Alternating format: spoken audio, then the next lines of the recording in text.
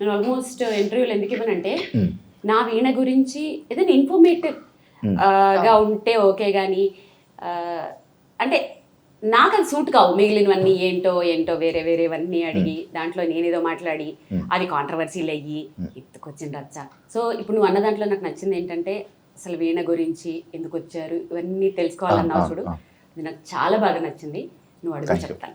నిజంగా చెప్పాలంటే అసలు వీణ అనే ఒక ఇన్స్ట్రుమెంట్ ఉంది అని తెలియనప్పటి నుంచే చూడడం స్టార్ట్ చేయడం ఒక లెక్క అయితే, మీ పేరు శ్రీవాణి అనేది పక్కన పెట్టి వీణా శ్రీవాణి కదా, మీ పేరే వీణా శ్రీవాణి. అసలు వీణ అంటే ఏంటో తెలీదు, అలా ఫిక్స్ అయిపోయింది చాలా వరకు కూడా. అంటే ఇప్పుడు మీ వల్ల చాలా మందికి వీణ గురించి తెలిసి ఇప్పుడు అందరూ ప్రాక్టీస్ చేసేంత వరకు వచ్చారంటే ఒక రకంగా అది మీ వల్ల, మీ సోషల్ మీడియాలో మీరు అప్డేట్స్ వెంట వెంటనే ఇవ్వటం వల్లనే చెప్పొచ్చు. మరి యాక్చువల్లీ నేను మీ పేరు ఏమని చెప్తూ ఉంటాను తెలుసా అండి, బయట వీణా వాణి అంటాను.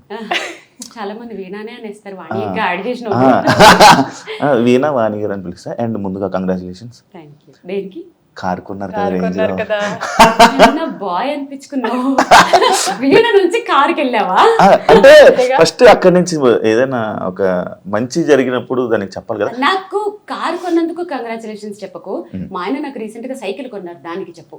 అదేంటి సైకిల్ ఏంటండి? నా ఫేవరెట్ వెహికల్ సైకిల్ కాబట్టి. అంటే అబ్బా ఇంత ఓవర్ చేయకుండా అనకు, అంటే కార్లు చూసే ఉన్నాం యాక్చువల్లీ. సైకిల్కి నాకు ఉన్న ఆ రిలేషన్ అది మాటల్లో చెప్పలేదు, నేను ఫర్దర్గా ఇప్పుడు ఇంటర్వ్యూలో చెప్తాను. ఆ సైకిల్కి నాకు ఉన్న బాండింగ్ ఏంటి. అంటే మీ జర్నీ సైకిల్ మీద నుంచి మొదలైందా? ఎస్, స్టార్ట్ చేద్దాం ఇక్కడి నుంచే చెప్తాను. చిన్నప్పటి నుంచి అంటే మేబీ నా ఏజ్ వాళ్ళందరూ కూడా మేబీ నా అలాగే కష్టపడి ఉంటారు, సేమ్ టు సేమ్ ఉంటాయి, కొంచెం డిఫరెన్స్ ఉంటాయి అంతే. మీకు ఎవరిని నేను తెలియదు నాకు తెలిసి. దాంట్లో ఒక పార్ట్ ఏంటంటే 8th, 9th, 10th రాజమండ్రిలో ఉండే వాళ్ళకి బాగా తెలుస్తుంది. సో 8th క్లాస్లో నేను గవర్నమెంట్ మ్యూజిక్ కాలేజ్లో జాయిన్ అయ్యాను.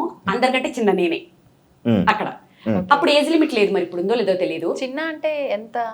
8th క్లాస్ అనమాట. నన్ను డైరెక్ట్ గా 3rd year లోకి తీసేసుకున్నారు. అంటే ఈ రోజు డేట్ ఆఫ్ బర్త్ కూడా చెప్పాలని అంటున్నావా? వద్దులే శివ, మరి బాగోదు. మీరు అడిగినా నేను చెప్పను కూడా. ఓకే, మీరు చెప్పకపోయినా మేము క్యాలిక్యులేట్ చేసుకుంటాం. మీకు 28 సంవత్సరాలు. ఎక్కువ చెప్తున్నావు నువ్వు. ఏంటి క్యాలిక్యులేట్ చేశారు? చూసాక చెప్పు. 16 ఏళ్ళ అమ్మాయిలా కదా? ఏమన్నా శివాని కుళ్ళెక్కువ శివాని లేదు కదా? ఇంత అంటే పొగిడితే నేను పొగడాలి కానీ ఈమె ఏంటి బాగోదు కదా. మళ్ళీ 16 అను. 16 అండి. బాగుంది. అబ్బా ఎంత బాగుందో. స్వీట్ 16 అను. మళ్ళీ స్వీట్ కూడా యాడ్ చేయాలా? స్వీట్ మిక్చర్ అన్ని చాలా బాగుంది. సరే, ఇంకా మనం సైకిల్ దగ్గరికి వెళ్ళిపోయాం. 8th class, 9th class, 10th క్లాస్లో నేను చాలా ఇండివిజువల్, చాలా స్టబన్, చాలా పట్టుదల. అదేంటో తెలియదు. 5th క్లాస్ నుంచే ఏది మంచి ఏది చెడు, ఏ పని చేస్తే బయట వాళ్ళు తిడతారు, ఏ పని చేస్తే డీసెంట్గా ఉండాలి, అదేంటో తెలియదు. మేబీ జీన్స్ అనేదాన్ని నేను చాలా బాగా నమ్ముతాను. మా ఫోర్ ఫాదర్స్ నుంచి ఆ డిగ్నిటీ, ఆ డీసెన్సీ వచ్చిందేమో తెలియదు. సిటీ బస్ ఎక్కేదాన్ని కాదు, ఆ తోసుకుంటూ ఆ రద్దీల్లో వెళ్ళడం, నో. థియేటర్కి వెళ్ళి సినిమా చూసేదాన్ని కాదు. అంటే ఆ రద్దీలు అవి కొంచెం ఇండివిజువల్ గా ఏంటో ఒక డిగ్నిటీ. 8th క్లాస్లో మ్యూజిక్ కాలేజ్లో జాయిన్ చేసిన తర్వాత ఎంత నడకంటే అబ్బా నాది చూడలేక మా కాలనీలో ఎవరో వాళ్ళ సిస్టర్కి పెళ్ళైపోతే ఒక స్లిమ్ పాతబడిపోయిన సైకిల్ ఇచ్చారు. దాని మీద నేను ఎంత సాధించేసుకున్నానంటే, నా వరకు సాధించడం అంటే ఏదో అనుకునేరు, నా వరకు మార్నింగ్ 6 o'clock లేచేదాన్ని. అక్కడి నుంచి మ్యూజిక్ కాలేజ్ 1/2 kilometer సైకిల్ మీద మళ్ళీ వచ్చేయాలి. మళ్ళీ అక్కడి నుంచి స్కూల్ 1/2 kilometer సైకిల్ వెళ్ళి మళ్ళీ లంచ్కి వచ్చి మళ్ళీ ఈవినింగ్ 4:30కి ఇంట్లో ఉండేదాన్ని. 1/2 an hour లో మళ్ళీ దేవి చౌక్ వెళ్ళాలి. అక్కడ ఏంటి city cable anchoring, solo anchor నేను అక్కడ. 2 డైలీ ప్రోగ్రాంలు ఉండేవి. ఏముండదు, లిప్స్టిక్ వేసుకోవాలి, కెమెరా ముందు నిలబడాలి, ఒకటి లెటర్స్ చదవాలి, ఇంకొకటి మీరు కోటిన పాట అనేది ఒకటి ఉండేది. ఆ 2 చదివేసి అన్ని చేసేసుకుని 7:30 వరకల్లా దానివైపేట పార్క్ దగ్గర మా గురువు గారు ఉండేవారు. అక్కడ క్లాస్కి వెళ్ళాలి. అక్కడికి వెళ్ళి క్లాస్ అయిపోయిన తర్వాత 8:30 వరకల్లా ఇంట్లో ఉండేదాన్ని. 9కి భోజనం అయిపోయిన తర్వాత మళ్ళీ స్టడీస్ చేస్తూ ఖాళీగా ఉండేదన్నా? లేదు, చేతులు ఖాళీగా ఉండేవి కావు. లేదు, వీణ కాదు. అప్పట్లో ఈ ఉల్లెన్ తోటి రబ్బర్ బ్యాండ్స్ వచ్చేవి, నీకు ఐడియా ఉందా? అవును. ఇప్పుడు రీసెంట్ గా మన అంబానీ వైఫ్ పెట్టుకున్నారు, నీతా అంబానీ ముడికి లాగా, ఆ నాట్ కి లాగా రౌండ్ గా పెట్టారు, ఉల్లెన్తో చేసేది. అది మా క్లాస్ లో ఒక ఆంటీ, నా క్లాస్మేట్ ఆంటీ వాళ్ళ కూతురు నా క్లాస్మేట్ అనమాట. ఆవిడ మ్యూజిక్ కాలేజ్ క్లాస్మేట్. ఆమె ఆ పాప నేర్చుకుని ఆడుకోవడానికి వెళ్ళాను కదా, పాప నేర్చుకుని నాకు ఏదో చిన్న లీడ్ ఇచ్చింది అంతే. దాన్ని డెవలప్ చేసేసి ఒక్కొక్క ఫ్లవర్ 7 రూపీస్ అనమాట. ఓ పక్క చదువుకుంటూ అల్లుకునేదాన్ని. సో మ్యూజిక్ కాలేజ్ లో ఎవరైనా అందరికంటే నేనే క్లాస్ టాపర్. పాప వాళ్ళకి చేతులు కూడా తిరిగేవి కావు. ఇది ఎలా వాయించాలి చెప్పవా వాడి అంటే, నా దగ్గర రబ్బర్ బ్యాండ్ కొంటారా? అప్పుడే స్టార్ట్ చేశారు. నా బుక్స్ నేనే, నా చెప్పులు నేనే, నా స్కూల్ బ్యాగ్ నేనే. నేను 9th క్లాస్ లో స్కూల్ బ్యాగ్ కొనుక్కున్నాను. అప్పటి వరకు స్కూల్ బ్యాగ్ లేదు నాకు. ఇలా అట్ట మీద ఇలా పుస్తకాలు ఇలా పెట్టుకుంటారు కదా, అలాగా ఇటు సైడ్ ఏమో బ్యాగ్, కాళ్ళకి చెప్పులు కూడా ఉండేవి కావు. కాళ్ళు కాయలు కాచిపోయి క్లాస్ రూమ్ లో పిన్నిసులు పెట్టేదాన్ని. పిన్నిసులు పెట్టి అందరూ వాళ్ళు గ్రేట్ గా చూసేవారు. వాళ్ళకి తెలియదు అది కష్టంతో వచ్చినవని. సో ఆ సైకిల్ నాకు ఎన్ని సాధించడానికి ఎలా తిరిగేదాన్నో యూజ్ అయింది. కాబట్టి ఎప్పటికీ మర్చిపోను. నా ఫేవరెట్ వెహికల్ సైకిల్. ఆ సైకిల్ ఏమన్నా దాచుకున్నారా మరి? లేదబ్బా, నేను హైదరాబాద్కి వచ్చిన తర్వాత అది ఎవరో కొట్టేశారు. అరే, లాక్స్ ఏం పడవు కదా? లాక్స్ పడేవి కూడా. మా బ్రదర్ ఎక్కడికో వేసుకెళ్ళి అక్కడ పెడితే ఎవరో దొబ్బేశారు ఆ సైకిల్.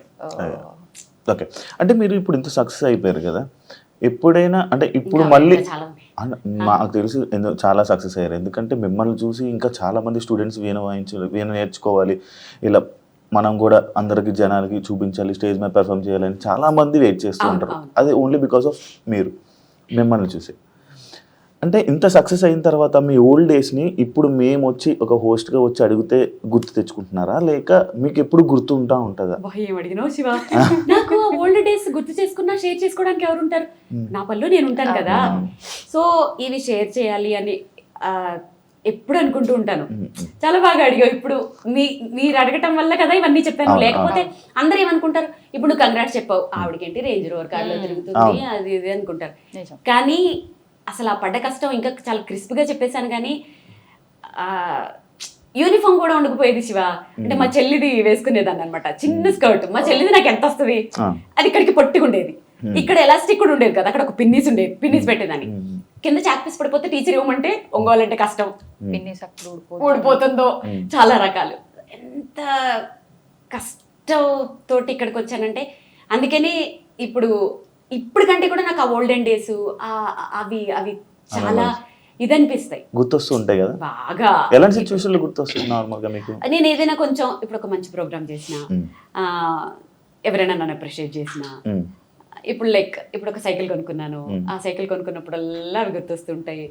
నేను పద్మ ఇప్పుడు మీటింగ్ పెట్టుకున్నప్పుడల్లా వారానికి ఒక్కసారైనా ఆ పాతవన్నీ వచ్చేసి పద్దు అప్పుడు ఇట్లా అయింది, పద్దు ఏమో దాని చిన్నప్పుడు చెప్తుంటాయి, ఇద్దరు సిమిలర్ గా ఉంటుంటాయి.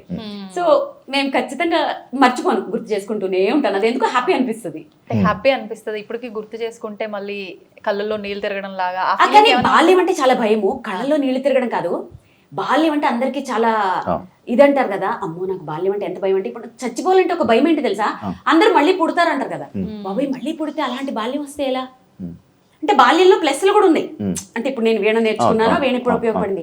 కానీ అంత భయంకరమైన బాల్యం మళ్ళీ వస్తుందేమో అన్న భయం యాక్చువల్గా. అందుకని ఆ బాల్యాన్ని నేను తలుచుకోవాలనుకోను. కళ్ళలో నీళ్లు తిరగడం కాదు, కానీ ఇప్పటికీ ఆ కళలు వస్తానే ఉంటాయి. ఎవరైనా హిప్నటైజ్ తీసేస్తే బాగుండు అన్న ఫీలింగ్ వస్తూ ఉంటుంది. కొన్ని హారబుల్ సిచ్యువేషన్స్, అవన్నీ కొన్ని చెప్పుకోలేనివి చాలా ఉంటాయి. మీరు చావుకు భయపడతారా? లేదా ఇప్పుడేం భయపడినావు? మా ఆయన ఒకటే చెప్తారు, అయ్యో నేను చనిపోతానేమో, ఇంత ఫేము. అదే ఎందుకు అన్ని అనుభవించేసాను. అంటే ఒకసారి బాలసుబ్రహ్మణ్యం గారు చెప్పారు ఒక షోలో, నేను దేనికైనా భయపడతానంటే అది నా చావుకి, ఎందుకంటే నేను ఇంకా దీన్ని అనుభవించాలని అనుకుంటున్నాను. అది వారు అనుకోవడంలో తప్పులేదు, ఎందుకంటే అలాంటి ఆయన మిస్ అవ్వకూడదని ప్రపంచమే కోరుకుంటారు కదా. ఆబ్వియస్లీ అసలు ఆయన నిజంగానే చావకూడదు, అలాంటి వాళ్ళకి చావు ఉండకూడదు అసలు. నిజంగానే ఎంత ఫీల్ అయ్యాం, ఇప్పటికే ఫీల్ అవుతాం మనం. నాకేంటంటే నేను అంత పెద్ద వాళ్ళతో పోల్చుకునేది కాదు, కాకపోతే భయం అనేది ఎందుకు లేదంటే, ఒకటి కోరికలు లేవు. నాకున్న కోరికలు చిన్నవో పెద్దవో మా ఆయన మొత్తం తీర్చేశారు, నా కోరికలు అనేవి లేవు. నెక్స్ట్ ఇంకా సాధించాలి అనేవి కూడా ఏం లేవు. నేను చిన్నప్పుడు ఒక స్లోగన్ ఉంటుండే నాకు 8th క్లాస్లో, అప్పుడు ఉదయభాను వీళ్ళందరూ యాంకర్గా ఉన్నప్పుడు, రాబోయే కాలానికి కాబోయే యాంకర్ అని. నేను మోస్ట్లీ ఒక 3-4 ఛానల్స్లో మాత్రమే వర్క్ చేయలేదు అంతే. ప్రతి ఛానల్లోనూ 100 ఎపిసోడ్స్ చేశాను. ఇన్ఫ్యాక్ట్ కొన్ని ఛానల్స్లో నేను చెయ్యకుండా కొన్ని వందల ఎపిసోడ్లు అయిపోయిన తర్వాత ఆపేస్తే ఇంకెవరు చేయలేక ప్రోగ్రామ్ తీసేసిన కూడా ఉన్నాయి. సో ఆ విష్ కూడా అయిపోయింది. ఇప్పుడు ఇది చాలు. ఇప్పటికీ 10 ఏళ్లలో మ్యాక్సిమము నా వల్ల కావచ్చు, ఇంకెవరి వల్ల అనుకోండి, చక్కగా వీణని నేను ఎలాంటి పరిస్థితుల్లో చూశానంటే, అసలు మ్యూజిక్ కాలేజీల్లో కానీ ఈ వీణలు రిపేర్ చేసే షాపుల్లో కానీ కొన్ని ఒక 20-30 వీణలు ఒకదాని మీద ఒకటి పడేసి మేళాలు ఊడిపోయి తీగలు తెగిపోయి బూజు పట్టిపోయి అలాంటి సిచ్యువేషన్లో నేను వీణల్ని చూసిన నేను ఇప్పుడు ఫోటోషూట్స్కి పెళ్లి కూతుర్ల చేతుల్లో, చిన్నపిల్లల చేతుల్లో గ్రూపుగా చిన్నపిల్లలు క్యూట్గా వాయిస్తుంటే అసలు దాంట్లో నాది ఒక 0.00% అయినా నాకు కాంట్రిబ్యూషన్ ఉంది. చాలు. ఆశకి హద్దు ఉండాలి, ఇంకెంత ఏముండదు కదా, చాలు. కాకపోతే అక్క భయమే, మళ్ళీ పుడితే అలా బాల్యంలో ఆ బాల్యం పుట్టకూడదు, ఆ బాల్యం లేకుండా పుట్టాలి అంతే.